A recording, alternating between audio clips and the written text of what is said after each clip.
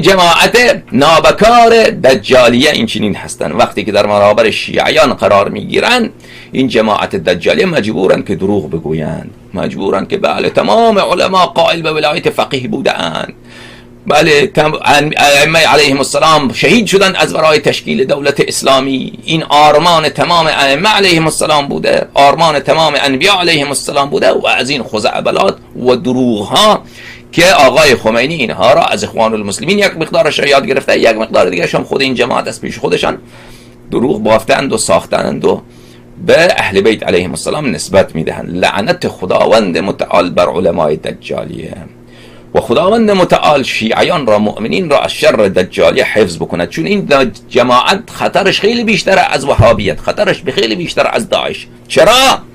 چون کفر داعش برای شیعیان واضح و روشنه، خب برای خود عمریه واضح و روشنه.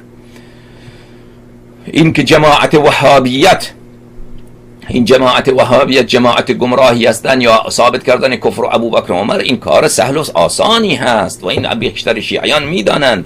اما جماعت دجالیه جماعتی هستند که ابن تیمیه به صورت شیعه، به صورت روحانی شیعه، عالم شیعه، آیت الله شیعه آمده تمام حوزه های شیعه را به دست گرفته، تمام منابر شیعه را به دست گرفته.